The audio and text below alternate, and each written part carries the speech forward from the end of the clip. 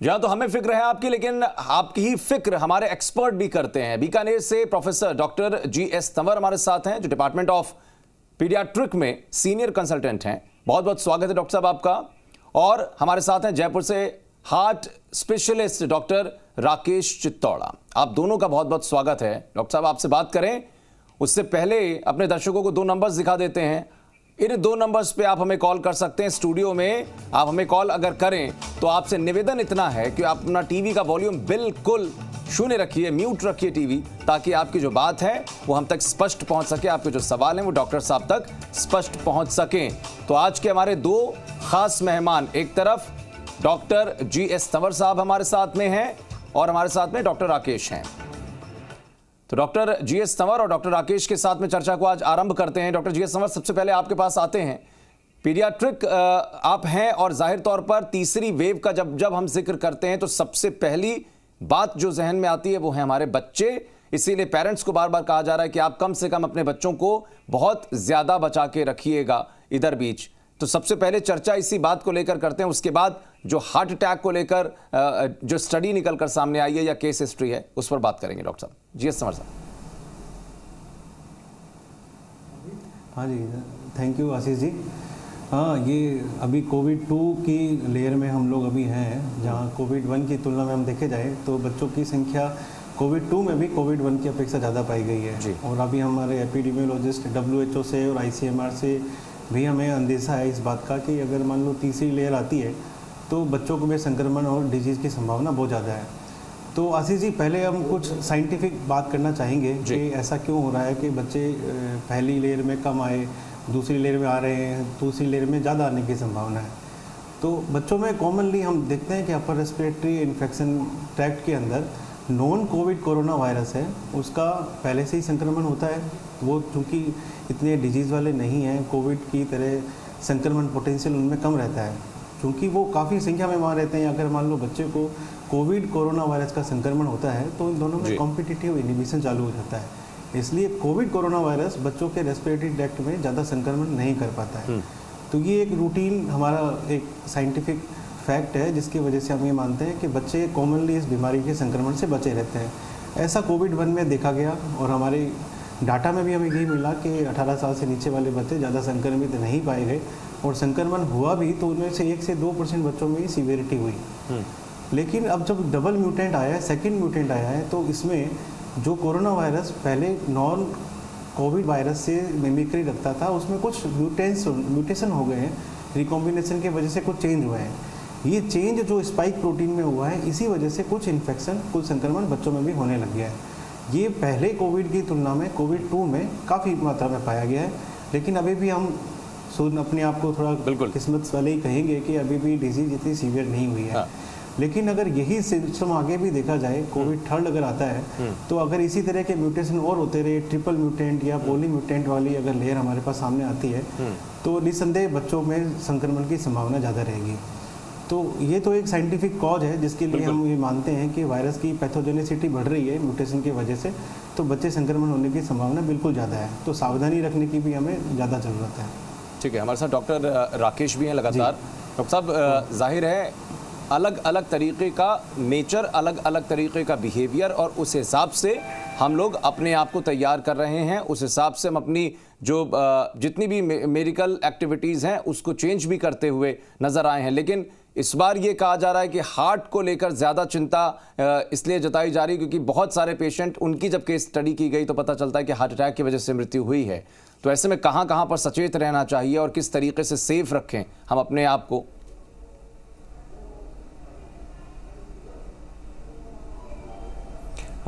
देखिए, ऐसा है, हो क्या रहा है इस बीमारी में। कोरोना जब शरीर में एंटर होता है तो एक इन्फ्लेमेटरी प्रोसेस, शरीर में एक सूजन की प्रक्रिया चालू करता है जो कि एक डिफेंस मैकेनिज्म है बॉडी का, और उसी की वजह से हमारे लंग के टिश्यू इफेक्ट होते हैं, साथ ही साथ बाकी के टिश्यूज में भी वो सूजन वाली प्रक्रिया या इन्फ्लेमेशन चालू होता है। जहां तक हार्ट की बात है, ये इन्फ्लेमेशन हार्ट की मसल्स को भी अफेक्ट करता है, साथ ही साथ जो नसें हैं हमारी, जो आर्टरीज और वेन्स हैं, उनको भी इफेक्ट करता है। तो इस चक्कर में क्या होता है, उनमें जब सूजन आती है तो थक्का बनने की प्रक्रिया बढ़ जाती है। जैसा कि हम सभी को पता है कि लंग्स में भी थक्के बन रहे हैं, जिसकी वजह से लंग्स बहुत तेजी से खराब होते हैं।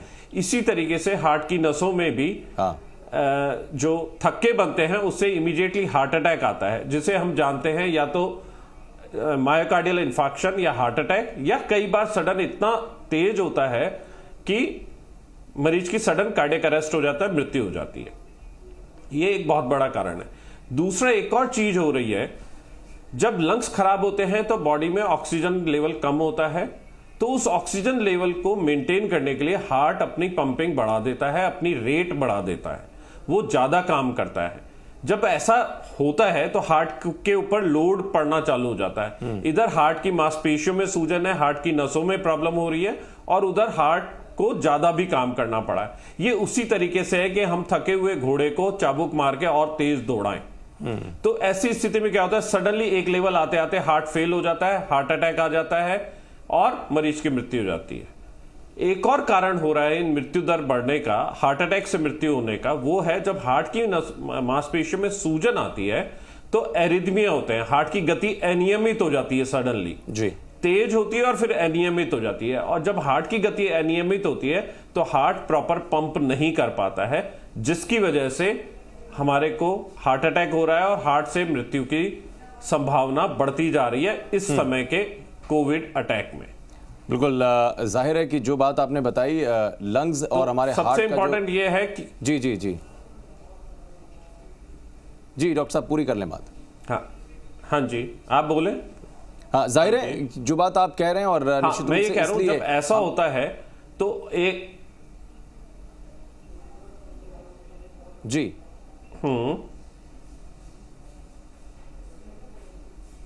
हाँ आप बताएं। बिल्कुल डॉक्टर साहब, तरीका तो यही हो रहा है अभी, जो हार्ट से बीमारी बढ़ रही है, हार्ट से जो डेथ रेट है,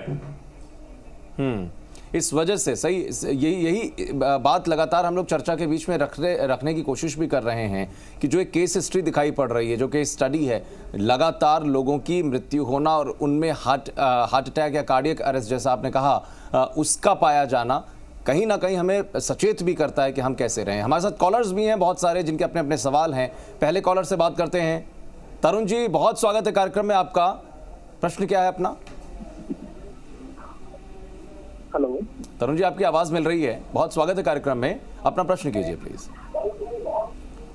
सर, जब से मैंने वैक्सीन लगवाई है, वैक्सीन लगवाने के बाद इवनिंग तक तो मेरे को सब कुछ ठीक था, लेकिन नेक्स्ट डे से मेरे को फीवर है और 2-3 दिन हो गए फीवर चढ़ता है उतरता है, चढ़ता है उतरता है। आपने वैक्सीन कब लगवाई थी? वैक्सीन लगवाई थी मैंने आज 8 हो गई ना, 5th को लगवाई थी। 5th को लगवाई थी, और आप कह रहे हैं कि आपको बुखार चढ़ता उतरता लगातार ऐसा सिम्टम दिखाई पड़ रहे हैं? हाँ, आज थोड़ा सा कम है लेकिन कल तक बहुत था। ठीक है, और ये वैक्सीन की पहली डोज आपको लगी थी? हाँ, पहली डोज लगी थी। ठीक है, उम्र कितनी है आपके तरुण जी? मेरी उम्र 35। 35। Doctor GS. तंवर आपके पास आते हैं इस सवाल को लेकर। जो बात कह रहे हैं तरुण कि 35 साल की आयु है, पहली डोज लगी है, 5 तारीख को लगी है, और उसके बाद बुखार आ रहा है जा रहा है, आ रहा है जा रहा है, इसको किस तरीके से लें? हाँ, ये कोविड वैक्सीन के साइड इफेक्ट को हम 3 कैटेगरी में मानते हैं। Type 1, type 2 generally Covid vaccination में नहीं आ रहा है, टाइप 3 और टाइप 4, 4 तरह की इम्यून रिएक्शंस होती हैं साइंटिफिकली।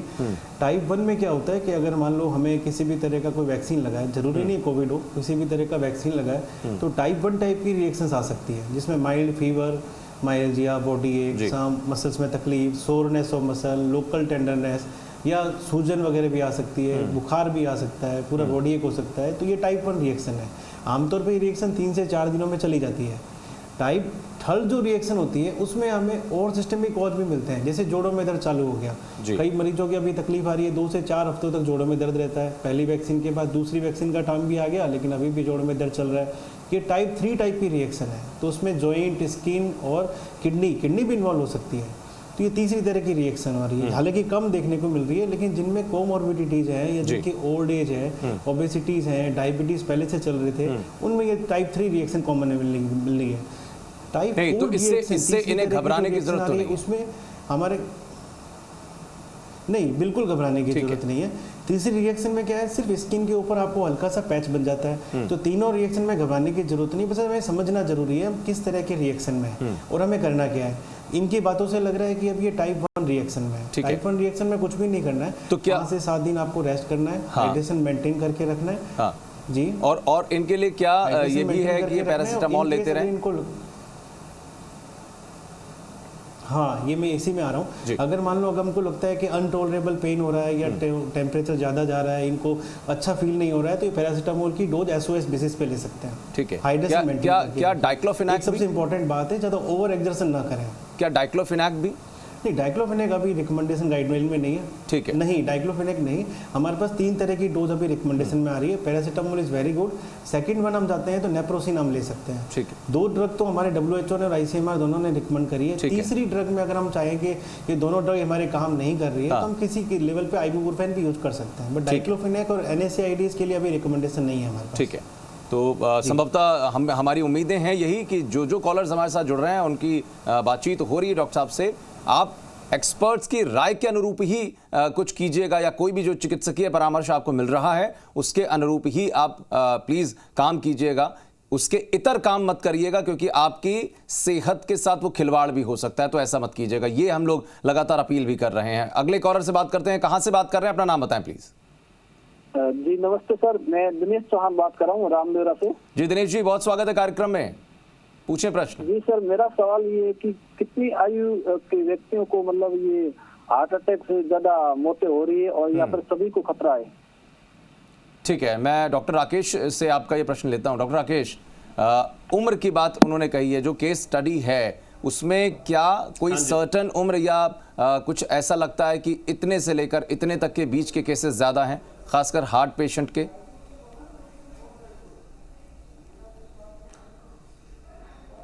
नहीं, ऐसा कुछ भी नहीं है। पिछली बार के मुकाबले इस बार का ट्रेंड जो है वो बिल्कुल ही बदल गया है। पिछली बार तो सिर्फ ये एक उम्र वाले लोगों को ही अफेक्ट कर रहा था, परंतु इस बार ऐसा हुआ है कि ये यंग एज मतलब 30 से 50 की उम्र के लोगों को भी इफेक्ट कर रहा है। इसका 2 कारण हो सकते हैं। एक तो इस वायरस में जो म्यूटेशन हुआ है और इन्फ्लेमेटरी प्रोसेस बहुत हैवी है, इसकी विरुलेंस या मारक क्षमता ज्यादा है, तो ये ज्यादा इन्वॉल्व कर रहा है। इसकी वजह से यंग पेशेंट भी ज्यादा इन्वॉल्व हो रहे हैं, और जैसे तंवर साहब ने बताया बच्चों में भी ये दिखने लगा है, तो डेफिनेटली इसकी मारक क्षमता तो कम उम्र के लोगों में इसके इन्फेक्शन होने की संभावना बढ़ती जा रही है। दूसरी चीज और है, हम यदि हमारा डायनेमिक्स देखें पब्लिक का, तो कोरोना की वजह से उम्र के लोगों का घूमना फिरना तो बंद हो गया था, तो उनका एक्सपोजर तो कम हो गया। एक्सपोजर अब किसका सबसे ज्यादा हो रहा है? जो 25 से 50, 55 या 60 साल तक की उम्र के लोग हैं, जो काम करने के लिए बाहर निकले, उन्हीं को इन्फेक्शन ज्यादा हुआ। इस वजह से उनका इन्वॉल्वमेंट या उनमें इन्फेक्शन की दर बढ़ गई है। परंतु चिंता का विषय यह है कि इस बार जो इन्फेक्शन है वो ज्यादा घातक साबित हो रहा है, और हम जवान आदमियों की मौत का आंकड़ा बढ़ता जा रहा है, जो कि एक हमारे समाज में एक चिंता का विषय है अभी हमारे भारत देश में।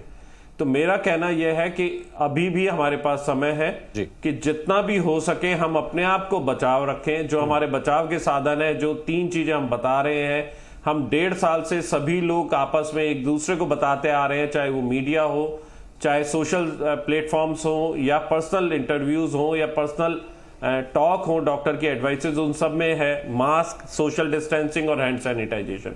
यही हमें बचा सकता है, क्योंकि यदि हम घर पे तो हमेशा के लिए बैठ नहीं सकते, कोरोना को खत्म होने में अभी समय लगेगा, वैक्सीन को पूरा होने में, पूरी मास वैक्सीनेशन होने में समय लगेगा। तब तक हम सबको आपस में बच के रहना है, बचा के रखना है, तभी हम आगे इससे जीत पाएंगे।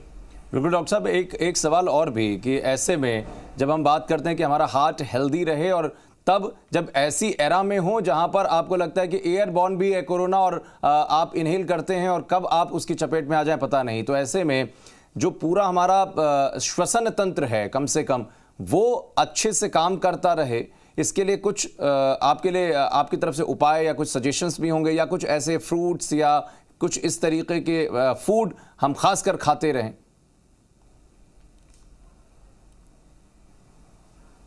नहीं, देखो इसमें यह है, बचाव ही सबसे बड़ा उपचार है, ये आपको और हमें, पब्लिक को, सबको पता है जी।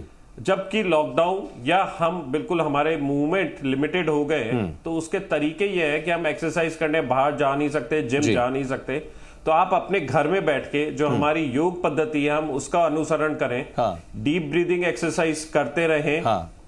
अपनी स्वच्छता का ध्यान रखें। हाँ। मास्क पहने और खाने में जो सात्विक अपना अच्छा भोजन है, न्यूट्रिशन वैल्यू हमारी अच्छी होनी चाहिए। हाँ। हमारे खाने के अंदर सब्जियों का और फलों का मिश्रण अच्छा होना चाहिए, ताकि जो जरूरी विटामिन्स और जिंक और आयरन और कैल्शियम जो चीजें हैं जो हमें इस वायरस से लड़ने की क्षमता देती हैं, जो कोएंजाइम्स और एंजाइम्स हमारे बॉडी में बनाती है, वो सब बनते रहें, ताकि हमारा इम्यून सिस्टम स्ट्रांग रहे और हम इस वायरस से यदि अटैक हो तो हम लड़ सके। यही मेरा ठीक है कि आप अपनी पुरानी योग पद्धति, डीप ब्रीदिंग एक्सरसाइज, जो हम प्राणायाम, अनुलोम विलोम या जो भी हमारे योग है या घर पे बैठ के जो योगा करते हैं, उन सबको हम एंकरेज करें अपने आप में। घर में यदि स्पेस है तो घर के अंदर वॉक करें, बाहर जाना रोकें अपने आप को, तभी हम इस चेन को तोड़ पाएंगे, अदरवाइज हमारे लिए समस्या विकराल होती जाएगी। चलिए अगले दर्शक से बात करते हैं। कहां से बात कर रहे हैं प्लीज बताएं और सवाल पूछें अपना। हनुमानगढ़ से सर। जी, आपकी आवाज बहुत स्पष्ट नहीं आ पा रही है। अपना नाम बताएं पहले। हनुमानगढ़ से अजय शर्मा। जी अजय जी। हाँ जी, हाँ जी। ठीक है अजय जी, बहुत स्वागत है कार्यक्रम में। प्रश्न कीजिए अपना। मैं कह रहा हूँ कि हमारे वो सीआरपी जो ना 24 आई है, तो क्या कोरोना टेस्ट कराना चाहिए? फिर से बताएं, क्या आपने बताया, किस चीज का आप डेटा बता रहे हैं? रिपोर्ट में सीआरपी 24 आई है। 24 आई है या 23 आई है? 24 आई है, ठीक है। हाँ सीआरपी, तो क्या कोरोना टेस्ट कराना चाहिए? ठीक है, इनके लिए डॉक्टर जीएस तंवर क्या सजेशन होगा? हाँ, इनकी उम्र कितनी है? उम्र कितनी है आपकी अजय जी? 47। हाँ, कोई कोमोर्बिडिटीज वगैरह, डायबिटीज या हार्ट डिजीज के पेशेंट, ये पहले से कुछ चल रहा है इनको? किसी तरह की कोई पहले से समस्या, कोई बीमारी आपको अजय जी? कोई बीमारी नहीं है जी। ठीक है जी डॉक्टर साहब। हाँ, तो ये इसी तरह का ये कॉमन क्वेश्चन है। आज आम जन को, सबको ये भय हो गया है कि हर कोई भी किसी भी तरह के कोविड का आशंका होती है तो जाके अपने आप जाके टेस्ट करा लेते हैं। और सीआरपी की वैल्यू, जैसे इसी केस में 24 केस आ गई है सीआरपी की वैल्यू, तो पहले हमें समझना पड़ेगा कि सीआरपी है क्या। सीआरपी एक एक्यूट फेज रिएक्टेंट है। हमारी बॉडी को जब भी कहीं पर भी किसी भी तरह का नुकसान होता है तो बॉडी एक अपनी इम्यून प्रणाली से कुछ चीज़ों का सीक्रेशन करती है, जो और चीज़ें हमारी रक्षा प्रणाली को स्टिमुलेट करती है। तो सीआरपी भी उन्हीं में कंपोनेंट है। तो अब जो बॉडी को किसी भी तरह का खतरा हुआ है, किसी भी तरह का संक्रमण है, चाहे वो वायरस से हो, चाहे बैक्टीरिया से हो, चाहे पैरासाइट से हो, किसी भी तरह का, इवन किसी ऑटो इम्यूनिटी की वजह से भी कुछ हो रहा है तो सीआरपी बढ़ जाता है। तो सीआरपी अगर 24 आ रहा है तो इसका मतलब ये नहीं है कि इसको कोविड हो गया है। तो आपको ये देखना पड़ेगा, अगर आपका किसी से कोविड कॉन्टैक्ट है या आपकी फैमिली में कोई और ऐसा मरीज जिसको कोविड के सिम्टम्स आ रहे हैं, ये सब चीज़ें हमें करनी है। अगर हमें लगता है फिर भी हमें इस तरह के कोई सिम्टम, जैसे हम अभी बता रहे हैं कि खांसी जुकाम, श्वसन तंत्र से संबंधित या और भी कोई जीआई ट्रैक्ट से संबंधित कोई तकलीफ आ रही है, तो फिर हम पहले RT-PCR की जांच कराएं। अगर RT-PCR पॉजिटिव है, वो 4-5 दिन हम उसका रूटीन कोर्स को ऑब्जर्व करें, फिर हमें कोई दिक्कत लगती है तो चौथे या 5वें दिन के बाद हम सीआरपी या कुछ एक्यूट फेज रिएक्टेंट पे हमें जाना चाहिए। तो मर्जी से आप जांचें कराओगे तो उसमें अपने को बिना मतलब कन्फ्यूजन ही होना है। तो बेटर है हम किसी एक्सपर्ट से सलाह लें और बिना मतलब जांचें करा के ओवर ट्रीटमेंट करने से बचें। बिल्कुल, बिना वजह आप जांच करा के, एक जो राकेश जी ने बात बताई और सही। बिल्कुल, कई बार लोग अपने आप को एक तरीके से मेंटल हैरेस करते हैं इन तमाम तरीके की एक्टिविटी की वजह से भी। तो आप साइकोलॉजिकली अपने आप को उतना कमज़ोर मत बनाइए, जहां पर बार बार कहा जा रहा है कि मानसिक रूप से आप ज़रूर अपने आप को मजबूत रखें, अपनी विल पावर को मजबूत रखें, ताकि फिजिकली भी आप उसी तरीके से अपने आप को एबल बना सकें। हमारे साथ अगले कॉलर कौन है, उनसे बात करते हैं। बहुत स्वागत है कार्यक्रम में आपका, अपना नाम बताएं प्लीज़। Hello sir. जी, नाम बताइए प्लीज़। मेरा नाम प्रवीण है, राजस्थान से बात कर रहा हूँ। फिर से नाम बताइए। प्रवीण नाम बताया आपने? हाँ सर, प्रवीण। ठीक है, प्रवीण जी बताइए क्या प्रश्न है अपना? सर प्रवीण है, प्रवीण। ठीक है प्रवीण। हाँ, राजस्थान से। हाँ जी, अपना प्रश्न पूछिए आप। सर मैं ये पूछ रहा हूँ कि कोरोना में इम्यूनिटी के लिए क्या क्या कार्ड क्या मिलाना चाहिए, और जिसको कोरोना हो जाए उसको कौन कौन सी मेडिसिन को उपयोग करना चाहिए?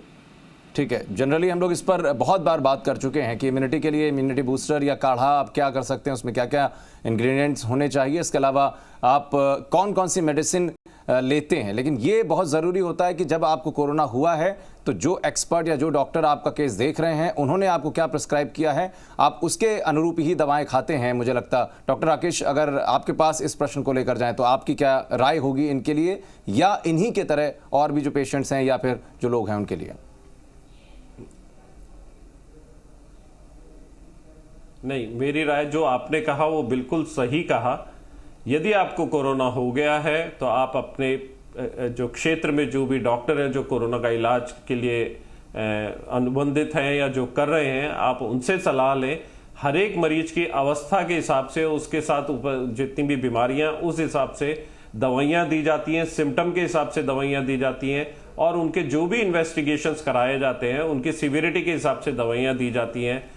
तो ऐसा नहीं है कि कोई भी एक स्टैंडर्ड कोई ट्रीटमेंट नहीं है। तो जितना जल्दी हो सके आप अपने क्षेत्र के डॉक्टर से मिलें जो कि कोरोना का इलाज कर रहा है, और उससे सलाह के अनुसार ही दवाई लें। अपनी मर्जी से दवाइयां ना लें, ये कई बार किसी मरीज के लिए घातक भी हो सकता है। बिल्कुल, लंग्स को इफेक्ट करता है, म्यूकस की वजह से पूरा लंग्स चोक हो जाता है, आप ब्रीद नहीं कर पाते। और आपने कहा कि एक बड़ी वजह होती है कि हार्ट की पंपिंग जो एक्टिविटी वो बढ़ जाती है, इस वजह से कार्डियक अरेस्ट भी कहीं ना कहीं होता है। ऐसे में बहुत सारे स्मोकर्स हैं या चेन स्मोकर्स हैं, उनको बार बार समझाया भी जाता है कि आप इससे अपने आप को फिलहाल थोड़ा सा दूर रखिए, या जो आपकी फ्रीक्वेंसी है स्मोक करने की उसको धीरे धीरे कम करिए। उनके लिए क्या कुछ आपकी तरफ से सजेशंस होंगे?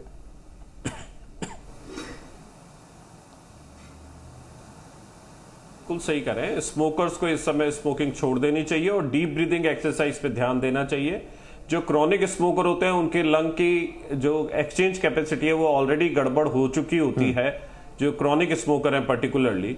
तो ऐसे में उनमें यदि वायरस अटैक होने की संभावना भी ज्यादा है, प्लस यदि हो गया तो उसकी सिवियरिटी ज्यादा होने की संभावना बहुत ज्यादा होती है।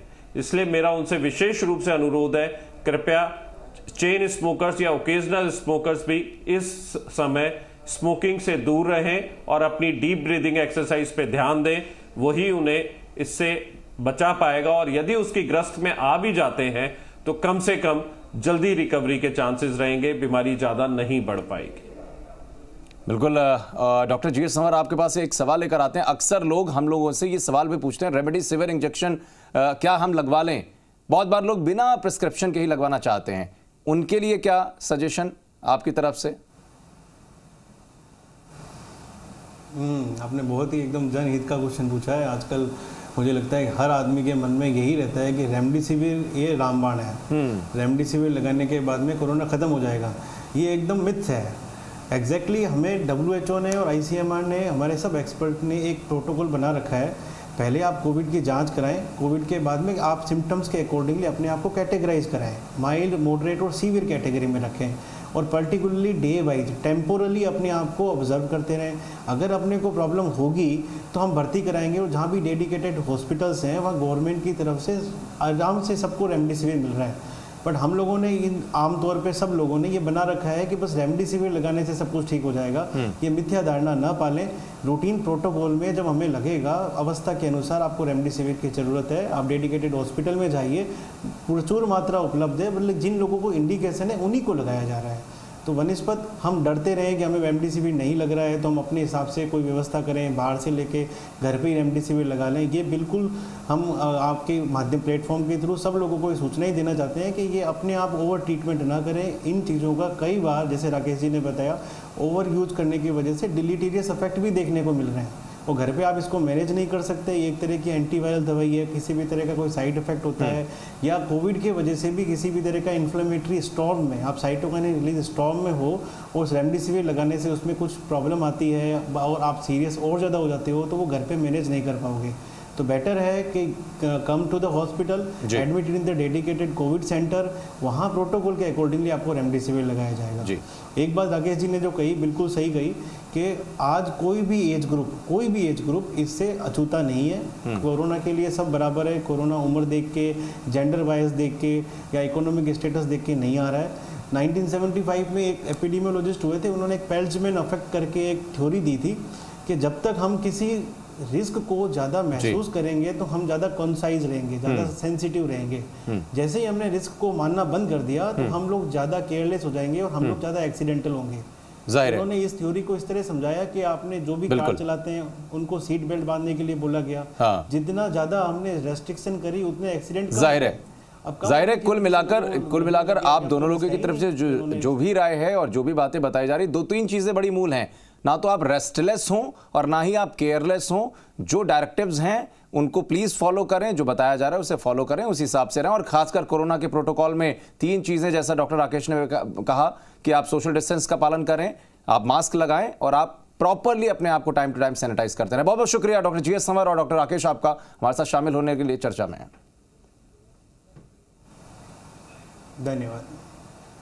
धन्यवाद। तो फिलहाल आज के लिए बस इतना ही, लेकिन बार बार एक ही बात कहते हैं कि हमें फिक्र है आपकी, इसलिए आप जरूरी है कि अपना ख्याल रखें और सतर्क रहें। नमस्कार।